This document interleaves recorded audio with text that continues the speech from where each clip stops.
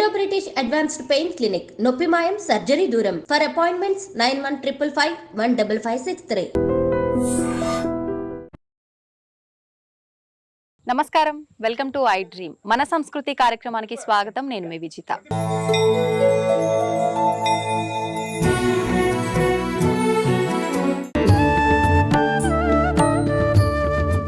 ఇక్కడ క్షేత్రంలోకి అమ్మవారి దర్శనం కోసం వచ్చేంత వరకే జీవుడు సతమతం అవుతూ కష్టాలు, దుఃఖాలు, బాధలు సతమతం అవుతూ ఉండాల్సిన అవసరం ఉండొచ్చు.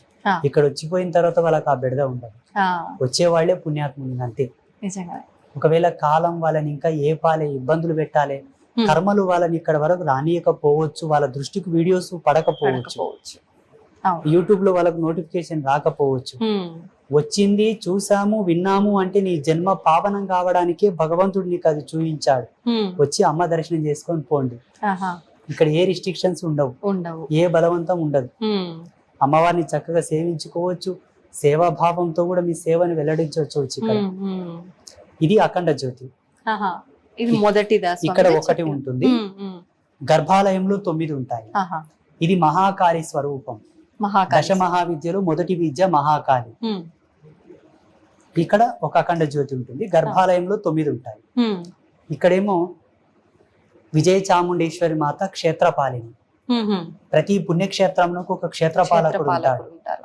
అంటే ఎక్కడైనా మనకు క్షేత్రపాలకులు అనంటే గ్రామ దేవతలే ఉంటారా, లేదంటే వాహనాలు అలా ఉంటాయంటారు కదా, భగవంతుడికి సంబంధించిన వాహనాలు అలా ఏం కాదా? లేదు, గ్రామ దేవతలని కాదు. మనకు శివుని ఆలయాలకు క్షేత్రపాలకుడిగా కాలభైరవ స్వామి, చండేశ్వరుడు, ఇకపోతే హనుమంతుడు కూడా ఉంటుంటాడు కొన్ని దేవాలయాల్లో. వైష్ణవాలయాలకు చాలా వరకు హనుమంతుడు, గరుత్మంతుడు, ఇంకా కొంతమంది ప్రసిద్ధాత్మకమైన దేవాలయాల్లో దేవుళ్ళు ఉంటారు. ఇక్కడ జగదంబకు క్షేత్రపాలనిగా విజయ చాముండేశ్వరి మాత ఇలాగే ఉండాలని అమ్మ చెప్పిన పద్ధతితోనే ఆమెను స్థాపన చేసి అలా పెట్టడం జరిగింది. అమ్మవారి ఆజ్ఞ ప్రకారమే విజయ చాముండేశ్వరి అమ్మవారి. ఇక్కడ మహారుద్రశూలం. ఇది అన్నిటికన్నా అద్భుతం అమ్మ. అసలు జన్మ పరిపూర్ణమై పావనం అవుటకు ఇది ఒక ముక్తి, ఒక ధర్మం. ఇది కూడా చాలా వైజ్ఞానికమైన మూలకాలతో నిర్మాణమైనది. సైంటిఫికల్ ఇన్స్ట్రుమెంట్స్ చాలా ఉన్నాయి.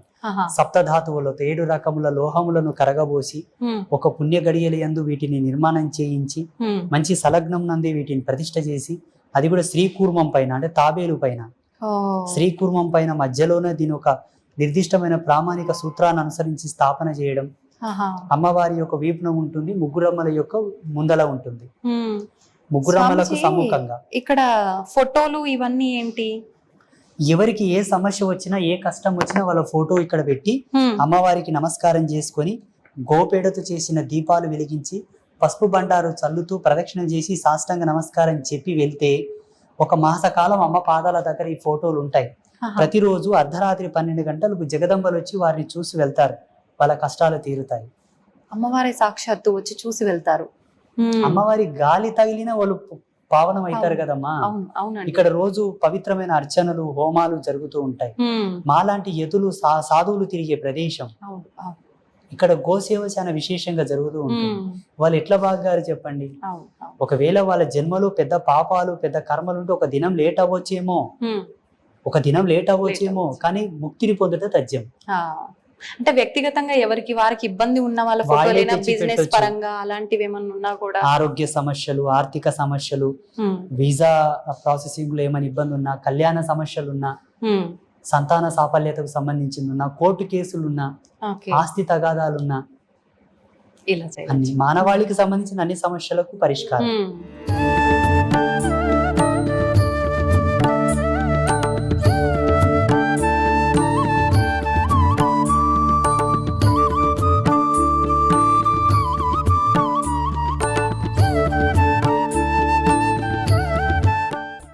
ఇప్పుడు ఇంతకు ముందు బయట మనం అఖండ జ్యోతి చెప్పుకున్నాం కదా, మహాకాళి స్వరూపం. ఇక్కడ 9 అఖండ జ్యోతులు ఉంటాయి. అక్కడ ఒక అఖండ జ్యోతి, ఇక్కడ 9, మొత్తం 10. దశమహావిద్యలు లైవ్ లో ఉంటారు ఇక్కడ. ఒక విగ్రహం రూపంలో లేకపోతే ఒక యంత్ర రూపంలో కాకుండా లైవ్ లో వాళ్ళు వెలుగుతూ లోకానికి వెలుగునిస్తున్నారు ఇక్కడ నుంచి. అంటే ఒకే ప్రమిదలో మనం 9 దీపాలు వెలిగించాలి స్వామిజీ. ఒకవేళ ఆ ఒత్తి చిన్నగా దగ్గరికి అయిపోతూ ఉంటే పక్కన ఇంకొక ఒత్తి 3 ఒత్తులు కలిపి ఒక ఒత్తిగా చేసి పక్కన వెలిగించి ఈ ఒత్తిని లోపలికి వదిలేస్తూ ఉంటాం. ఇప్పుడు దీనికి సంబంధించిన విధానం అంతా మీరు చూసుకుంటుంటారా దగ్గరుండి, లేదంటే ఈ 2 జ్యోతులను చూసుకోవడానికి ఒక పూజారి ఉన్నాడు సపరేట్. ఓన్లీ జ్యోతులు చూసుకోవడానికి ఉదయం సాయంత్రం నూనె పోయడం, కోడి తీసి మళ్ళీ కొత్తగా వేయడం, చక్కగా అదంతా ప్రదేశం క్లీన్ చేయడం, నూనె అయిపోతే ముందస్తు జాగ్రత్త నూనె తెప్పించి పెట్టి స్టోర్ చేసుకోవడం అంతా వారే చూస్తూ ఉంటారు. వారికి నెల నెల వారికి సరిపడా జీతభత్యం ఇస్తూ ఉంటారు. ఇక్కడ జగత్ కళ్యాణకర్తలైనటువంటి 3 అమ్మలు, ఈ బ్రహ్మాండానికి మూలం ఈ 3 తల్లి.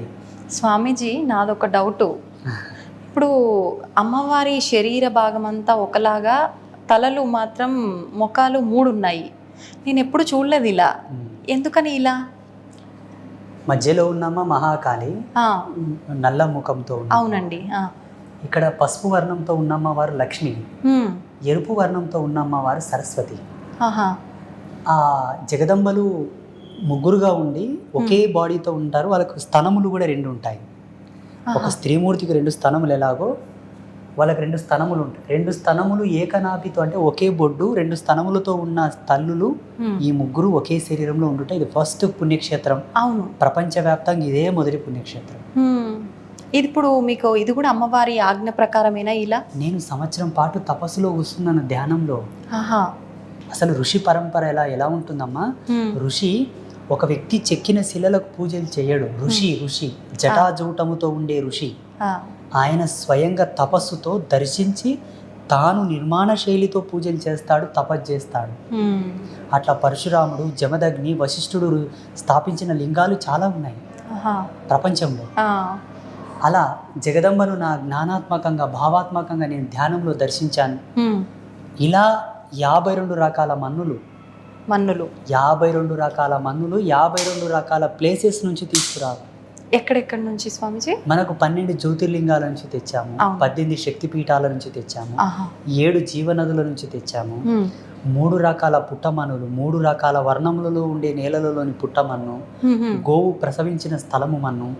అక్కడ విజయ చాముండేశ్వరి మాతకు ఏమో దక్షిణాభిముఖంగా ప్రయాణిస్తున్న నాగుపాము జాడల మన్ను, ఈ 3 అమ్మలకేమో ఉత్తరాభిముఖంగా ప్రయాణిస్తున్న నాగుపాము జాడల మన్ను.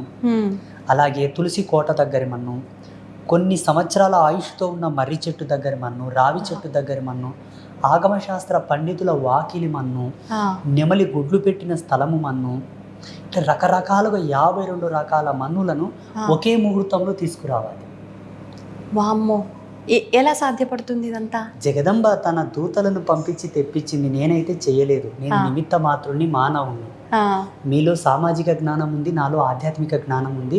అది నేను తపస్సు చేశాను కాబట్టి. The concept is very powerful and very different in the world. అవును అవును. ఆధ్యాత్మిక వారసత్వ సంపదలోనే ఇది ఒక విచిత్రం. నిజంగానే విచిత్రం. నేను అంటే ఇలా ఈ 52 రకాల మన్నులను ఒక చేత పోగు చేసి వాటన్నిటిని సప్తజీవ నది జలాలతో కలిపి అందులో గోపేడ పంచగవ్యములు వేసి వాటన్నిటిని మంచిగా లేపనం చేసి క్రమబద్ధీకరించి అమ్మవారిని స్థాపిస్తూ ఉంటే పీఠం కింద షడాధార ప్రతిష్ఠ ఉంటుంది. షడాధార ప్రతిష్ఠ అంటే అది ఒక ఆగమ శాస్త్ర పద్ధతిలో మనలో 6 చక్రాలు ఉంటాయి కదమ్మా. మన దేహం యొక్క నిర్మాణ శైలిని అనుసరించి షడాధార ప్రతిష్ఠ అంటే ఒక్కొక్క కుంభం, నపుంసక శిల మీద ఒక పద్మం మీద ఒక కుంభం, ఆ కుంభంలో కొన్ని యంత్రాలు, కొన్ని మణులు, మాణిక్యాలు, కొన్ని యంత్రాలు, అట్లా 7 కుంభముల మీద యోగనాళి మీద అమ్మవారు కూర్చొని ఉన్నది. ఇప్పుడు అట్లా అమ్మవారిని ఆ మట్టి చేత నిర్మాణం చేస్తూ ఉంటే 1 గంట 45 నిమిషాలు కనురెప్ప కొట్టకుండా అట్లా నిర్మాణం చేయాలి. కనురెప్ప కొట్టావా దైవత్వం వెళ్ళిపోతుంది. It's very depth signalisation system ఇది. ఇది ఒక విద్వత్తుతో కూడుకున్నటువంటి సిగ్నలైజేషన్ సిస్టమ్ ఇది. ఆ కనెక్షన్స్ ఉండాలని, ఇక్కడ దైవత్వం ఉండాలని. 1 గంట 45 నిమిషాలు అంటే ఒక ప్రామాణికమైన ముహూర్త సమయం, అది దైవ ముహూర్త సమయం. అది ఆ సమయం నందు 3 అమ్మలు రెడీ చేశారు. మొత్తం పుట్టమన్ని అంత మన్నుతోటే టోటల్.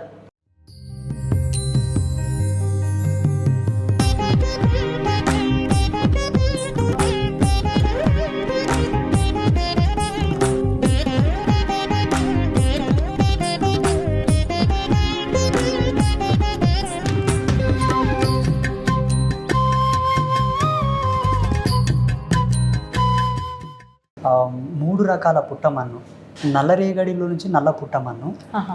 తెల్ల నేలల నుంచి తెల్ల పుట్టమన్ను, ఎర్రటి నేలల నుంచి ఎర్ర పుట్టమన్ను అన్నీ తెచ్చి ఇక్కడ అమ్మవార్లను స్థాపన చేసిన తర్వాత అమ్మవారు ఒక దివ్యమైన వాణి వినిపించింది. ఏంటి? శుద్ధ స్ఫటిక శ్రీచక్రము 5 కిలోల శ్రీచక్రము కాశీ మహానగరం నుంచి తీసుకురండి అని చెప్పింది. ఈ శ్రీచక్రం అదే. ఈ శ్రీచక్రం, ఈ శివలింగం కూడా అక్కడి నుంచే తీసుకొచ్చాము. ఈ సాలగ్రామాలు కూడా అక్కడి నుంచే తీసుకొచ్చాము, కాశీనగరం నుంచి. గురుగారు, ఇప్పుడు ఇవి 4 రకాలుగా ఉన్నాయి కదా, ఏది ఏది అనుకోవాలి? స్ఫటిక, సాలగ్రామం. ఇవి 4 వర్ణాలతో ఉండడానికి కూడా అమ్మవారి యొక్క పారదర్శకమైన సూత్రం ఉన్నది. అందులో చతుర్వేద స్వరూపకంగా 4 వర్ణాలతో ఉన్నాయి. 4 వేదాలకు 4 సాలగ్రామాలు తీసుకొచ్చాము. ఇంకపోతే ఈ జగదంబలు ముగ్గురు అమ్మవాళ్ళు, మహాకాళి, మహాలక్ష్మి, మహాసరస్వతి అమ్మవార్ల మీద పాము పడగలు ఉంటాయి. మనకు చూడండి, ఒక దేవత మీద పాము పడగ ఉందంటే అది కుండలిని స్వరూపం. అవ్యాజమైన, అచింత్యమైనటువంటి, సహజ సిద్ధమైన, ప్రాకృతిక కళలతో విరాజిల్లేటటువంటి ధర్మానికి, కుండలినికి ప్రతీక సర్పం అది. కానీ మన సనాతన ధర్మంలో సరస్వతి మాతకు సర్పం ఉన్నట్లు ఎక్కడా లేదు. ఎందుకంటే ఆమెనే ఒక విఘ్నదేవత, ఒక విజ్ఞాన దేవత, ఆమెనే ఒక కుండలిని ప్రమోదం, ఆమెనే ఒక దార్శనికత. కానీ ఇక్కడ జగన్మాత సర్పాన్ని తన పైన ఉంచమని చెప్పింది, మేము ఉంచాము. ఇంకొక మిస్టరీ ఏంటంటే సరస్వతి మాత ఎప్పుడే కానీ శుక్లవర్ణంతో ఉంటుంది, తెల్లగా ఉంటుంది. ఇక్కడ ఎర్రగా ఉంది అమ్మవారు. ఎందుకనండి? ఆమె కోరింది. ఆమె కోరడం వల్ల ఆ వర్ణం ఆమెకి ఇచ్చారు, అమ్మవారి కోరిక మేరకే. ఇవి మత్స్య కుండలములు. మత్స్యం అంటే చేప. చేప పరిపూర్ణమైన విద్వత్తుకు, విజ్ఞానానికి, పూర్ణ సంపదకు, ఎదుగుదలకు జగదంబ యొక్క అలంకార భూషణములుగా ఉండటమే కాక వచ్చే భక్తులు ఈ మత్స్యముల దర్శనం చేసుకుంటే కూడా వాళ్ళకి ఆ సంపద, జ్ఞానము, ఆ పుణ్యం, పురుషార్థం సిద్ధిస్తాయని ముగ్గురమ్మలు కాబట్టి 6 మత్స్య కుండలములు పెట్టారు. మరి ఆ మంగళసూత్రాలు 6. ఈ మంగళసూత్రములు కూడా ఒక్కొక్క తల్లికి 2 చొప్పున 6 మంగళసూత్రములు, ముగ్గురమ్మలకు 3 రొంట్ల 6 మంగళసూత్రములు. హైదరాబాద్ మహానగర వాస్తవ్యులైనటువంటి భారతి మేడం గారు ఆ మంగళసూత్రాలు చేయించారు. గురుగారు, ఇవన్నీ బంగారు ఆభరణాలు కదా, అంటే ఎప్పుడు ఇలానే ఉంటుంటాయా ప్రతి నిత్యము? మరి ఇప్పుడు మనకు దారిన నడుచుకుంటూ పోయే వాళ్ళకే భద్రత లేదు, ఇంట్లో లాకర్లలో పెట్టిన భద్రత లేదు, అమ్మవారి ఆలయాల పైన కూడా దోపిడీలు జరిగాయి. మరి అమ్మవారి నగల విషయంలో ఇది ఒక అద్భుతము, మా అదృష్టము. వాస్తవం చెప్పాలంటే 2011వ సంవత్సరం నుంచి ఇప్పటి వరకు గర్భాలయానికి తాళం వేయలేదు, వేయకూడదని చెప్పింది ఆమె. వేయకూడదు అని చెప్పింది, మేమైతే తాళం వేయలేదు. వాస్తవంగా ఈ ఆభూషణములన్నీ కూడా సువర్ణముతో చేయించినవే. మేలిమి జాతి బంగారాన్ని సువర్ణం అంటారు.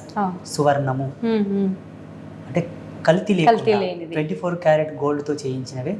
ఎవరైనా భక్తులు వచ్చి, గురూజీ మేము ఏమైనా సేవ చేసుకుంటామంటే ఈ పలానా ఆభూషణం తెచ్చి నాన్న అంటే తెచ్చిచ్చారు, మేము అమ్మకు తొడిగాము. అన్ని దాతలు ఇచ్చినవే. ఆభరణం తొడిగేటప్పుడు వాళ్ళ గోత్రనామాలు స్మరిస్తాం. ఓకే గురుగారు, అక్కడ ఉన్నవారెవరు? అమ్మవారి యొక్క ఉత్సవమూర్తి. ఈ ముగ్గురమ్మల యొక్క ప్రాణశక్తి అనుకోండి. ఏమన్నా పల్లకి సేవ చేసినా, రథోత్సవం చేసినా, శయనోత్సవం చేసినా, అమ్మవారిని ఊంజాల్ సేవ చేసినా ఆ ఉత్సవమూర్తితో చేస్తారు. అట్లా. ఓకే గురుగారు, నాకు ఒక డౌట్. ఇప్పుడు అమ్మవారు అనగానే ఇప్పుడు ఏ అమ్మవారి పేరుతో అయితే ఉన్నారో ఆమెకు సంబంధించిన సేవలు, ఉత్సవాలు, ఊరేగింపులు, పూజలు ఏమున్నాయో అవి చేస్తారు. మరి ఇక్కడ చూస్తే అంటే శరీరం అంతా ఒకటైనా ముగ్గురు రూపాలు కనిపిస్తున్నారు కదా, ఎటువంటి పూజలు జరుగుతుంటాయి? ప్రత్యేకమైన పూజలు ఏమైనా జరుగుతుంటాయా? ముగ్గురమ్మల సంయుక్తమైనటువంటి సాధన ఒకటి ఉంటుంది.